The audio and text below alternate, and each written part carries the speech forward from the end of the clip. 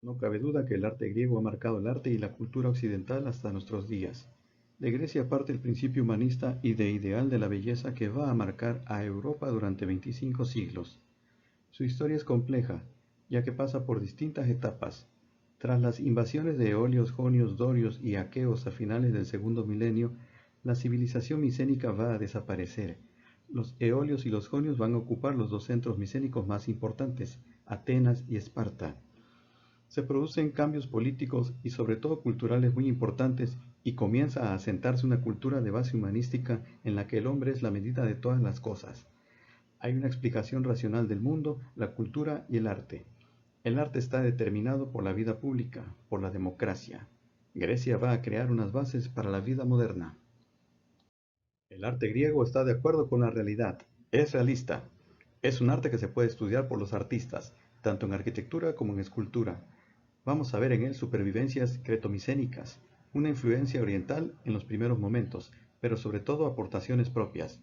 El trabajo que se lleva a cabo, en arquitectura especialmente, es un trabajo en equipo dirigido por un maestro. Esto va a hacer que este sea un arte de una gran perfección. Es un arte muy influido por la filosofía y donde la religiosidad está regida por un politeísmo de dioses antropomorfos, entre los que destacan Zeus y Atena. Esto da pie a una mitología muy representada en escultura. Es importante el desarrollo de la polis, la ciudad. Los periodos del arte griego son: periodo geométrico, 1000 al 750 a.C., periodo breve que nos va a dejar pocas aportaciones, fase orientalizante, siglo VII, principios del siglo VI a.C., periodo arcaico, 610 al 480 aproximadamente a.C., el siglo VI es el momento más significativo. Periodo clásico, siglos V y IV. Primera fase, estilo severo o preclásico, 480 al 450 a.C. Segunda parte, estilo clásico propiamente dicho, segunda mitad del siglo V y siglo IV. Periodo helenístico, 323 al siglo I a.C. En la arquitectura griega del periodo clásico se desarrollaron tres tipos de columnas. Las más antiguas son las dóricas, carecen de basa y el capitel está compuesto por el equino y el ábaco. Por regla general, las columnas dóricas no llevan estrías, mientras que las otras dos, más sofisticadas, las llevan. Por el contrario, las jónicas tienen basa y el capitel se desdobla en dos volutas colocadas directamente debajo del ábaco. Las más complejas son las corintias. Su principal característica es el capitel en forma de campana invertida cubierto de hojas de acanto. La arquitectura griega es adintelada, no utilizó el arco ni la bóveda, empleó columna corintia. El edificio más representativo fue el templo, cuya principal función era albergar la estatua de la divinidad. Los fieles no tenían acceso al interior del edificio, de ahí que los templos griegos fuesen de menor tamaño que los egipcios. Los templos griegos tenían planta rectangular, poseían dos o tres estancias, una de las cuales, la naos, albergaba la estatua del dios o la diosa. Podían estar rodeados de columnas o tenerlas tan solo en la fachada principal. Los órdenes griegos fueron asimilados por los romanos y muy utilizados en la arquitectura renacentista. Todavía ejercen una notable influencia en los edificios actuales. El ejemplo más destacado de edificio clásico es el Partenón, templo de orden dórico que se construyó en la Acrópolis de Atenas en el siglo V. Estuvo dedicado a la diosa Atenea, protectora de la ciudad. En su interior había una enorme escultura de la misma que medía 11 metros de altura. El arte etrusco fue la forma de arte figurativo producido por la civilización etrusca que se desarrolló en el norte de Italia entre el siglo IX y el siglo II a.C. El arte que se conserva es de carácter funerario, relacionado tanto con la pintura, frescos, como con la escultura. Destaca en particular esta última, con sarcófagos de terracota a tamaño natural. También fueron hábiles artesanos, como los que pintaban sobre jarras de cerámica a imitación de los modelos griegos, y excelentes joyeros y metalúrgicos, destacando sus espejos de bronce grabados. Los etruscos se instalaron inicialmente en el territorio llamado Etruria, triángulo comprendido entre el Arno al norte, el Tíber al sur y el mar Tirreno al oeste. El arte etrusco es a menudo de carácter religioso y de ahí que se relacione con las exigencias de la religión etrusca. La vida de ultratumba etrusca era negativa, a diferencia del punto de vista positivo del antiguo Egipto, donde era una continuación de la vida terrenal, o las relaciones de confianza con los dioses propios de la antigua Grecia.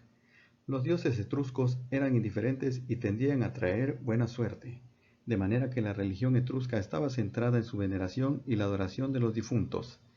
La mayor parte de los restos de arte etrusco se encuentran en excavaciones de cementerios, como en Cerveteri, Tarquinia, Populonia, Orvieto, Betulonia, Norquia, lo que significa que vemos el arte etrusco dominado por representaciones de la religión y en particular el culto funerario. Las tumbas etruscas están bien conservadas, al haber sido construidas en piedra. Generalmente se ubicaban en las afueras de las murallas ciudadanas, pero con orientación paralela al cardo y al decumano. Existe una clasificación de la arquitectura funeraria etrusca distinguiendo de hecho tres tipos de necrópolis o catacumbas: hipogeos, edículos y túmulos cubiertos por una falsa cúpula o bóveda, que son los más conocidos. Son famosas las de Traquinia y Cerveteri. Para la religión etrusca, el hombre, ser débil e insignificante en vida, en el más allá necesita un ambiente familiar en el que transcurra la vida después de la muerte, junto con sus objetos personales. Esto explica el cuidado con el que se construían las necrópolis y el hecho de que la pintura de este pueblo sea casi exclusivamente funeraria y que en las tumbas se hayan encontrado ricos ajuares, algunos de ellos provenientes de las colonias griegas del sur de Italia. Las paredes de las necrópolis se pintaban con vivos colores que contrastaban con la oscuridad, símbolo de la muerte espiritual. Así, las necrópolis etruscas son una fuente muy significativa, históricamente hablando, que permite conocer muchos aspectos de la vida cotidiana, de las creencias y de los ritos populares que hubiera sido imposible conocer analizando exclusivamente los textos escritos. La escultura fue una de las expresiones artísticas más importantes del pueblo etrusco, que habilitó la región del norte y centro de Italia entre el siglo IX y el I a.C. aproximadamente. Su arte era en gran parte una derivación del arte griego, aunque desarrollado con muchas características propias. Dada la falta casi total de documentos escritos etruscos, problema agravado por la poca información sobre su idioma, todavía sin descifrar en gran parte, es en su arte donde se encuentran las claves para la reconstrucción de su historia, aunque las crónicas griegas y romanas sean también de gran ayuda. Como su cultura en general, la escultura etrusca tiene muchos aspectos oscuros para los estudiosos, siendo objeto de controversia y que obligan a posponer sus interpretaciones siempre con carácter provisional. Pero el consenso es que fue parte del legado más importante y original del arte italiano e incluso contribuyó significativamente a la formación inicial de las tradiciones artísticas de la antigua Roma. La denominación Roma clásica hace referencia al periodo clásico de la antigua Roma, y aunque a veces se emplea extendiéndose a toda la dimensión temporal de esta, del siglo VIII a.C. al siglo V después de Cristo, más propiamente debe reservarse para el final de la República Romana, siglo II a.C. y siglo I después de Cristo, y el comienzo del Imperio Romano, siglo I y siglo II, la fase denominada Principado, dinastías Julio, Claudia y Antonina hasta Marco Aurelio, siendo los siglos de la decadencia romana, del siglo III al siglo V, considerados un periodo no clásico. En términos políticos, sociales y económicos, la Roma clásica se caracteriza por la adaptación de las instituciones republicanas al servicio personal del poder, dictaduras e imperio. La expansión territorial, el fin de las luchas sociales anteriores entre patricios y plebeyos en beneficio de un concepto de ciudadanía estratificada en categorías económicas, aristocracia senatorial, clase ecuestre, y el predominio del modo de producción esclavista, acabándose con la crisis del siglo III. Las formas culturales se caracterizan por la influencia de la cultura helenística, mientras que en el periodo anterior provenía en mayor medida de la herencia etrusca y el desarrollo endógeno de la cultura latina, y en el periodo posterior se vio grandemente influido por el cristianismo. Los romanos de la antigua Roma admiraban la pintura griega tanto como la escultura y animaban a los artistas que trabajaban para ellos a hacer copias de obras griegas, especialmente famosas o populares. Los romanos tendían, más que los griegos, a decorar sus paredes con pinturas murales, y aunque siguen la tradición griega, muestran en sus pinturas un gran colorido y movimiento. Las pinturas con figuras individuales, grupos o paneles enteros se reproducían, se adaptaban, estropeaban o embellecían según el talento de los artistas y las exigencias del cliente. La escultura romana recogió la doble influencia del arte etrusco y del griego de época helenística, que los romanos asimilaron con avidez y adecuaron a sus necesidades para crear un arte original y ecléctico. La austeridad y el sentido práctico típicos del espíritu romano les hizo preocuparse por los aspectos utilitarios y funcionales de la escultura, más que por la belleza.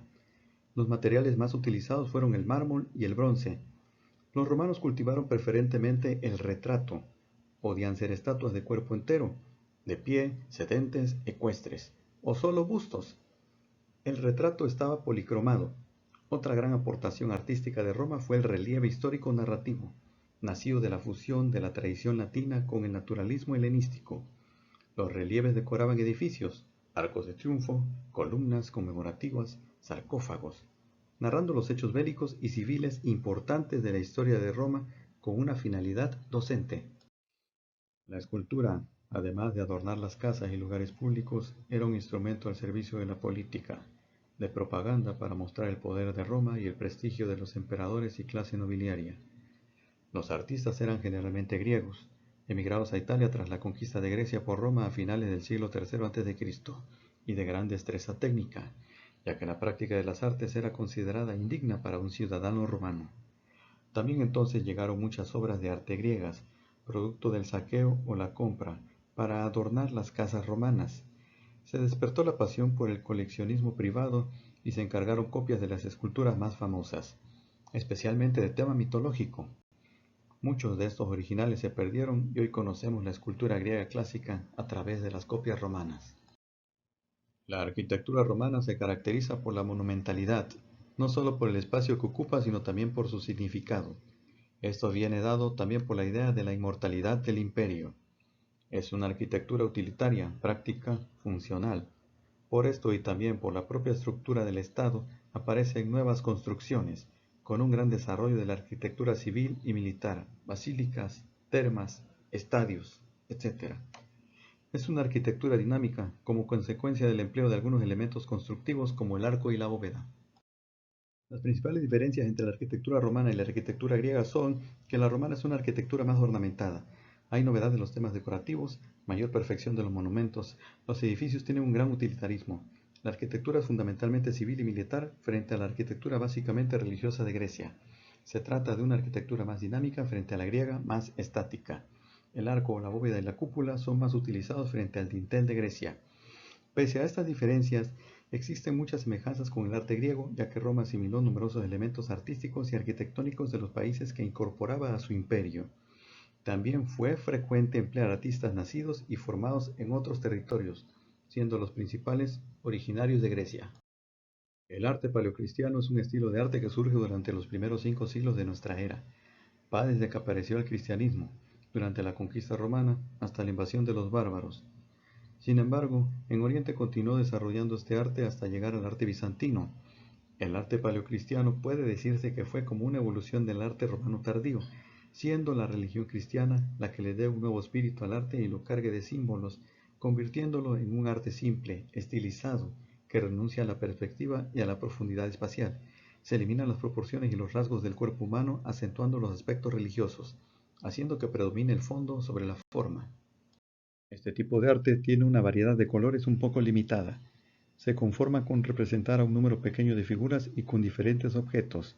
Es una pintura en la que se sugiere en vez de figurar. Todas las figuras están dirigidas al espectador colocadas de frente. Utilizan catacumbas que son derivadas de los panteones públicos. Es muy difícil encontrar alguna obra que contenga representaciones divinas, ya que la esencia divina les era imposible representar, aunque a partir del siglo IV se pueden ver algunas. Desde una vista formal, son comunes los niveles de jerarquización de las figuras. Las más importantes se representaban más grandes que el resto. También es común la perspectiva inversa. Las figuras que están detrás tienen un tamaño mayor.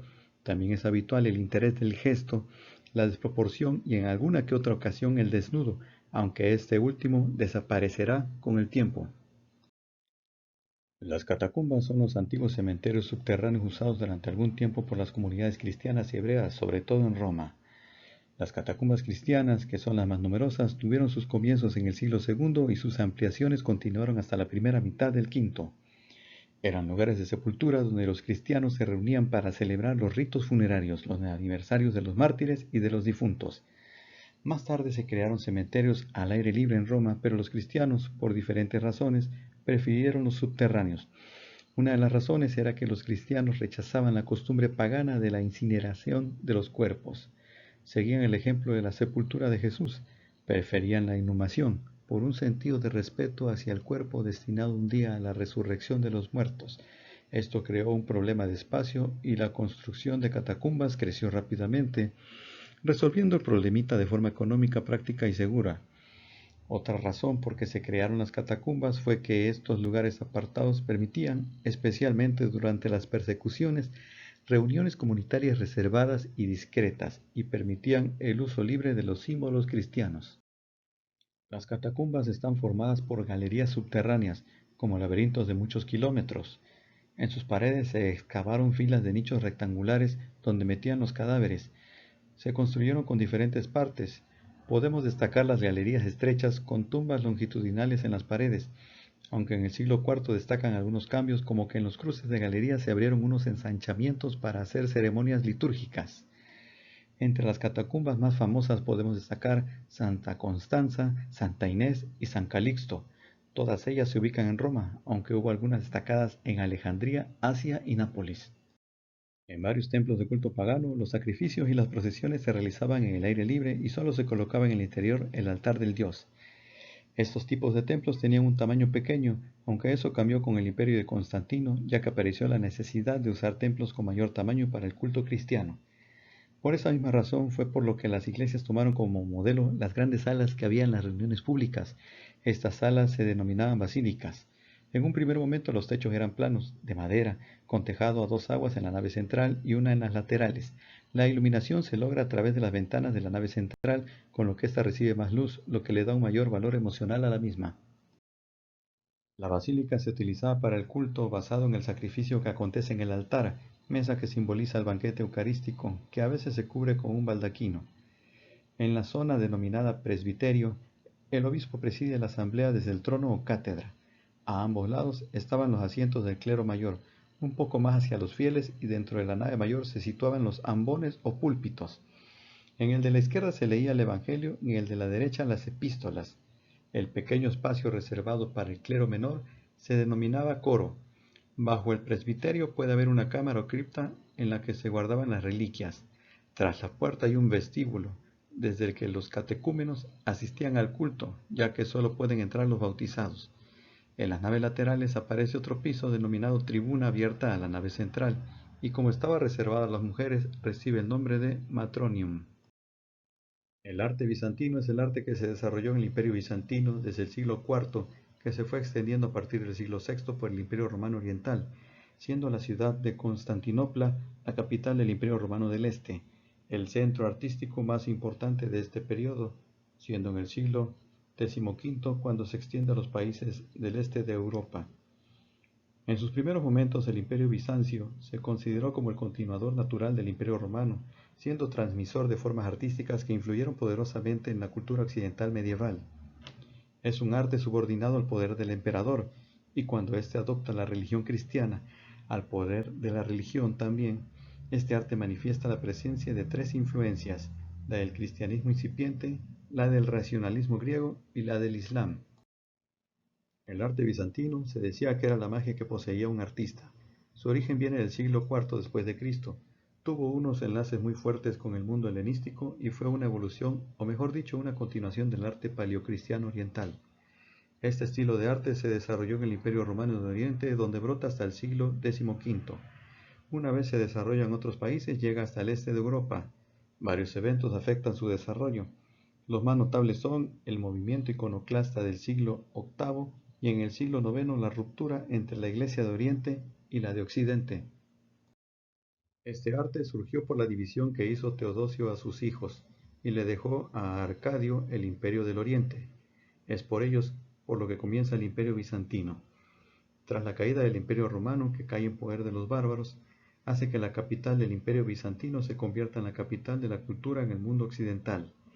Es por eso por lo que nace este concepto de arte que posee influencias griegas, romanas, orientales y helenísticas. El arte bizantino se divide en cuatro etapas grandes en las cuales se muestran influencias. La primera edad de oro del Imperio Bizantino va desde el año 527 al 726. En estos años aparece la iconoclasta. Las discusiones iconoclastas, que se prolongaron desde el año 726 hasta el 843. Fue una discusión muy violenta en la que hubo una crisis artística. Fue creada por los iconoclastas hacia los iconódulos. La segunda edad de oro del Imperio Bizantino va desde el año 913 hasta el 1204. en el instante en que los cruzados devastan con Constantinopla. Tercera Edad de Oro del Imperio Bizantino va desde el año 1261 hasta el 1453. Esta edad surge cuando los turcos conquistan Constantinopla. El arte bizantino recibió influencia directa de la cultura grecorromana y oriental, principalmente de Siria y Asia Menor, realizando una mezcla de estos diferentes aspectos culturales. Estilo artístico con fuerte presencia del uso de colores, fuerte presencia de temas religiosos, dado el poder imperante del cristianismo. Es un arte estático que tiene a Cristo como tema central. En su arquitectura se destacaron las basílicas con cúpulas o las iglesias con forma de cruz griega, siendo una característica predominante el uso de arcos y capiteles decorados. En el exterior continuaron usando el ladrillo y la piedra. La influencia persa fue notable en época del emperador Justiniano. Durante los siglos VII al IX, el arte bizantino empezó a tener influencia del islamismo, ya que los árabes sitiaron Constantinopla en el año 674 durante el reinado de Justiniano II. En la pintura bizantina destacan los frescos, que son pinturas en las paredes, principalmente de iglesias, las miniaturas para ilustrar libros e iconos, pinturas en paneles. Predominó el tema religioso, como las imágenes de Cristo y la Virgen María. Las principales técnicas fueron el mosaico, el temple sobre tabla, el fresco y la iluminación de manuscritos. Se distingue la pintura bizantina al mosaico por la riqueza de materiales, con abundancia de oro y fastuosa ornamentación con una pobreza en el movimiento artístico. En la arquitectura bizantina podemos destacar la construcción de iglesias grandes e imponentes, cuya principal característica fue la presencia de cúpulas sostenidas por columnas, utilizando decoraciones y pinturas religiosas dentro de la iglesia. Es muy diversa y grandiosa, utilizando un plano de la basílica que se heredó de los romanos, un plano circular que se heredó de los martiria y la cruz se heredó de los griegos. Esta arquitectura se caracteriza por multiplicar los arcos, las cúpulas, las columnas y las bóvedas para conseguir un tamaño mayor. La obra más destacada de la arquitectura bizantina es la Basílica de Santa Sofía, que está en Estambul. La escultura bizantina tiene como característica una influencia oriental, siendo un referente de la degeneración del Imperio Romano Occidental, siendo también era importante en este tipo de arte. Existían dos tipos, la grande y la pequeña. Estas esculturas eran formales, hieráticas y frontales. Todas ellas se caracterizan porque tenían los ojos mirando hacia arriba y muy grandes. Todas las esculturas son de piedra o de mármol y los pequeños relieves eran creados de marfil. Podemos citar como características principales uniformidad, rigidez, falta de naturalidad, presencia de líneas geométricas y follaje estilizado. A partir del siglo XI se extendió por Europa occidental un nuevo estilo artístico, románico. Algunos elementos recuerdan el arte de los romanos, aunque con diferencias de unas regiones a otras. Toda Europa cristiana quedó unida por un mismo estilo artístico. El románico es un arte religioso. Su objetivo principal, provocar acercamiento de los fieles a Dios. En arquitectura los edificios más importantes son religiosos, iglesias, catedrales y monasterios. En las esculturas y pinturas se intentaba buscar el sentido espiritual. El artista románico quiere representar la esencia interior, no la belleza. Los artistas son considerados en esta época artesanos. Van de un lado a otro buscando contratos y no nos han quedado ni siquiera los nombres de los artistas que realizaban las obras. Utilizaban una gran variedad de símbolos, mensajes que leemos al contemplar estas obras de arte. Durante la Edad Media, los monasterios fueron lugares de oración y centros de cultura. Los monjes y monjas que vivían en ellos pertenecían a distintas órdenes religiosas. Cada uno tenía sus propias reglas de organización, deberes de sus miembros y horario de actividades. La regla más importante en los primeros siglos de la Edad Media fue la de San Benito. Los monjes se dedicaban al rezo. Algunos copiaban a mano manuscritos y los decoraban con miniaturas. Gracias a esta labor se han conservado las obras de los sabios griegos, romanos y medievales. Solo los clérigos y unos pocos laicos sabían leer. La mayoría de los libros se escribían en latín, la lengua de la iglesia. Los monasterios solían situarse en lugares aislados porque se pensaba que así era más fácil entrar en contacto con Dios. Los monjes se dedicaban a la oración en la iglesia y a meditar en el claustro mientras paseaban. Además trabajaban en el puerto, atendían a los peregrinos en la hospedería y escribían manuscritos en la biblioteca. La iglesia románica tiene determinadas características arquitectónicas que la diferencian de otras iglesias. Los elementos típicos que se encuentran en una iglesia románica son presbiterio, transepto, ábside, girola o deambulatorio, absidiolos, nave central, contrafuerte, campanario y crucero. El arte gótico es un estilo artístico que prosperó en Europa durante un periodo bastante extenso. Podría decirse que desde mediados del siglo XII y hasta las últimas décadas del siglo XVI, cubriendo de esta forma una buena parte de la Edad Media y los comienzos de la Edad Moderna. Se corresponde con un periodo de gran dinamismo en términos socioeconómicos, en los que por razones diversas Occidente se abre a Oriente. La llegada del gótico tuvo una secuencia en el tiempo. Comenzó en Francia, luego se extendió a Inglaterra y España, y bastante tiempo después llegaría a Alemania, más tarde aún a Italia. El estilo gótico le da franca preeminencia a lo religioso. El arte gótico se manifestó solo en las disciplinas más ligadas a lo estético, arquitectura, pintura y escultura.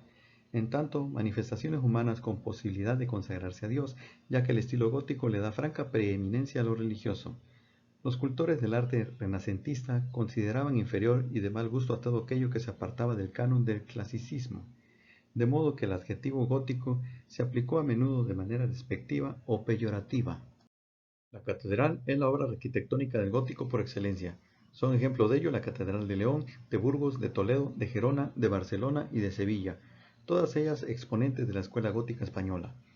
Otras catedrales góticas muy imponentes son las de Colonia, Estrasburgo y Ulm, en Alemania, las de Gloucester, Salisbury y Lincoln, en Inglaterra, la de Chartres-Reims, Francia, y la de Saint-Stephen, en Viena.